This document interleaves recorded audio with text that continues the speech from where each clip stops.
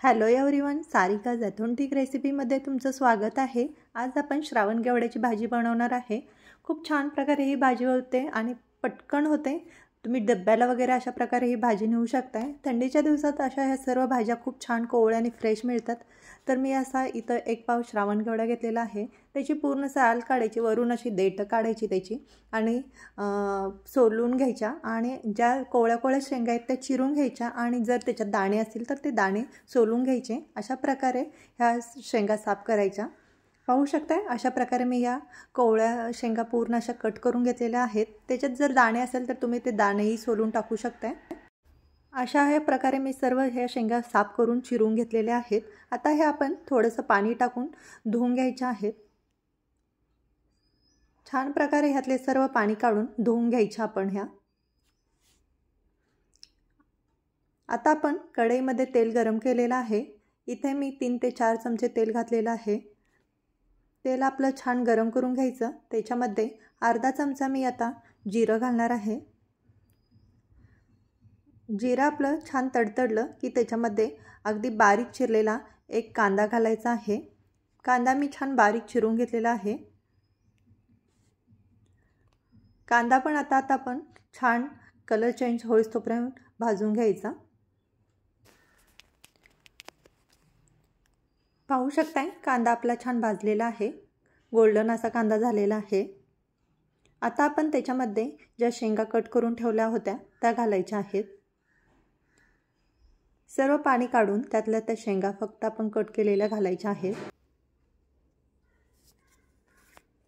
शेंगा घातल्यानंतर छान आता आपण हे सर्व मिक्स करून घ्यायच्या आणि तेलामध्ये छान 2 मिनिटं ह्या शेंगा आपण भाजू द्यायच्या।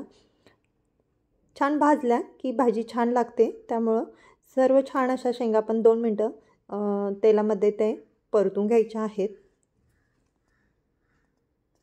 खूप जण ह्या शेंगा पहिला वाफवून घेतात आणि मग भाजी करतात, पण त्याच्यामधला अर्क निघून जातो, म्हणून अशाच प्रकारे ही भाजी छान लागते। अशा प्रकारे तुम्ही भाजी बिना वाफवता करून बघा, पटकन शिजते पण आणि वाफवून घ्यायची पण नाही गरज पडत। तेलामध्ये बघा सेम अशी वाफ येईस्तोपर्यंत छान शेंगा परतल्या की टेस्टला पण खूप सुंदर लागते।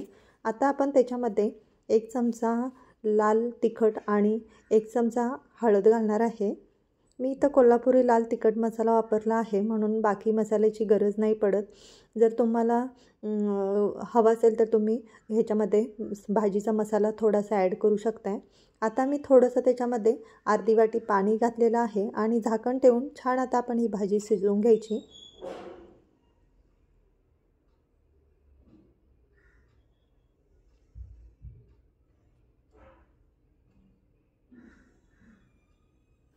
पाहू शकताय अगदी 5 मिनिटांमध्ये ही आपली छान भाजी शिजलेली आहे। हाताने दाबून बघायचं, प्रेस केल्यानंतर अगदी तुटली की म्हणायचं ही भाजी छान शिजलेली आहे असं समजायचं।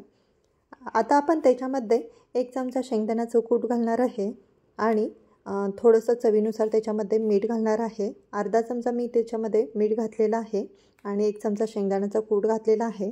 तुम्हाला हवा असेल तर त्याच्यामध्ये तुम्ही थोडंसं ओलं खोबरंही घालू शकताय। अगदी साध्या पद्धतीने आणि पटकन होणारी भाजी आहे आणि टेस्टलाही छान लागते। मी एक्स्ट्राचे काही मसाले वापरलेले नाही। आता त्याच्यामध्ये थोडीशी चिरलेली बारीक कोथिंबीर घातलेली आहे। छान सर्व मिक्स करून घ्यायचं आणि थोडंसं झाकण ठेवायचं आणि अर्धा मिनिटासाठी छान वाफ काढून घ्यायची। अर्धा मिनिटामध्ये छान वाफ आली की आपली ही भाजी खाण्यासाठी रेडी होते आणि पटकन बनते। काही वाटण बिटण करायची गरज नाही, अगदी 10 मिनिटात अशा प्रकारे ही भाजी रेडी होते आणि चवीलाही खूप छान लागते। अशा प्रकारे ही भाजी नक्की ट्राय करून बघा। हे टिफिनमध्येही नेऊ शकताय, अगदी भाकरीसोबत किंवा चपातीसोबत ही भाजी खूप सुंदर लागते। अशा प्रकारे ही भाजी नक्की ट्राय करून बघा आणि कशी झाली ती मला कमेंट करून सांगायला विसरू नका। थँक्यू।